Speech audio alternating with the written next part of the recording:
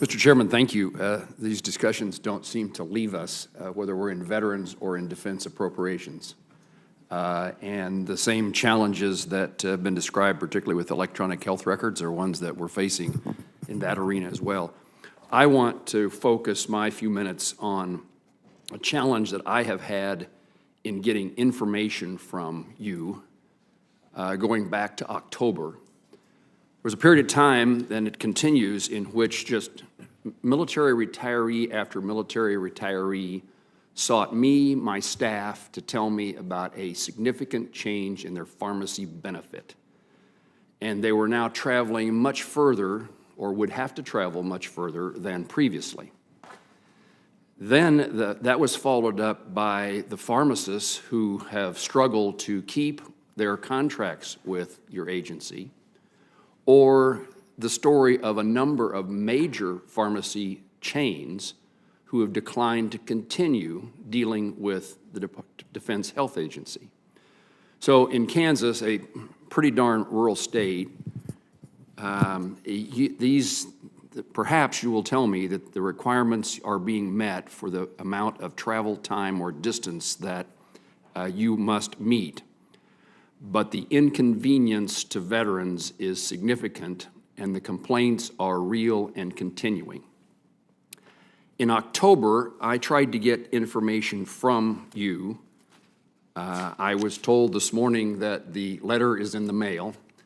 Not quite those words, but in the phrase that we often use. But I and a handful of my colleagues who were experiencing the same thing have sought the analysis that was done a long time ago that would explain the decisions that you made. And 6 months later, we still don't have that information. I've submitted requests for information through letters and through RFIs to the department. I went and visited with General Milley, seeking his help to get answers from the Defense Agency, Health Agency. But I am disappointed by the lack of cooperation that has been extended to me and to my constituents in an oversight responsibility that I have. I have heard the department blaming pharmacists for leaving the TRICARE network, but I also think that narrative is unfair and not accurate. There were winners and losers in the initial solicitation of contracts. Some pharmacists were continued in-network and never received an amendment, while others received rates lower than the cost to fill the prescription, effectively removing them from the network. A question, perhaps to you, General Crossland: how did the contractor decide which pharmacies received an amended contract at a much lower reimbursement rate and which ones did not?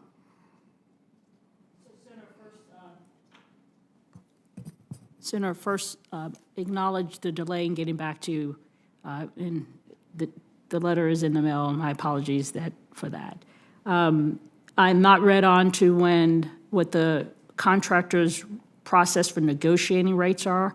What I am aware of is what the decision process was in how many to include into the network. I understand that some of the independent pharmacies specifically in the initial bid felt like they did not have an opportunity to compete for the TRICARE. We released another opportunity on 1 January, I believe, and received a response from another round of independent and grew those numbers of independent pharmacies. Specifically for Kansas, 55% of the pharmacies are chain pharmacies, and 45% of the pharmacies that are contracted with the ESI are independent pharmacies. Acknowledge that in rural areas, the burden or the field, when we say 98% of individuals are 15 minutes from a network contract. That will be in the letter that we send you, 98%. And so the change for drive time for Kansas beneficiaries is 95% of them are within 15 minutes of a pharmacy, and that leaves about 3,000 of your constituents that have to travel a little bit beyond 15 minutes. 99% is the overall number once we go outside of 15 minutes, within 30 minutes.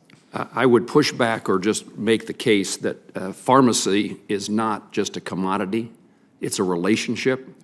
And our servicemen and women have had that relationship with their pharmacist for a long time. And to be told that it's no longer an option, and the pharmacist indicating they had no option to continue, is still problematic to me.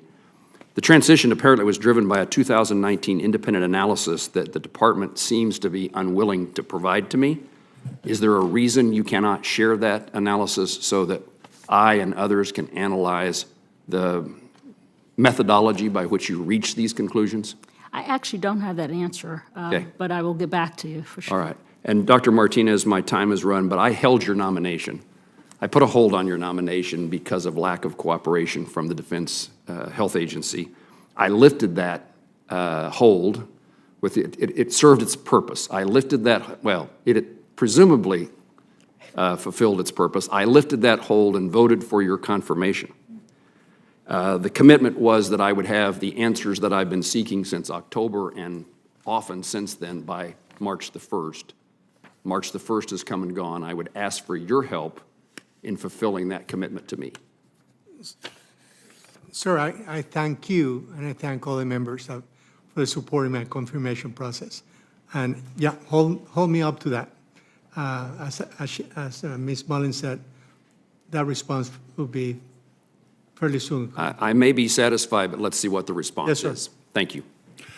I just want to touch on this. I'm very proud of this committee because there's some really good people in this committee. One of our jobs is oversight. I don't need to tell you guys over half the money we appropriate goes to the military. If somebody on this committee wants an answer, unless there's a classified reason for not having that answer, we should get that answer. And we should get it in short order. And so I don't think there should be any reason for a senator, and this goes for you guys and anybody that's listening, on this committee, when we're appropriating the money, not to get the answers we need. It's unacceptable.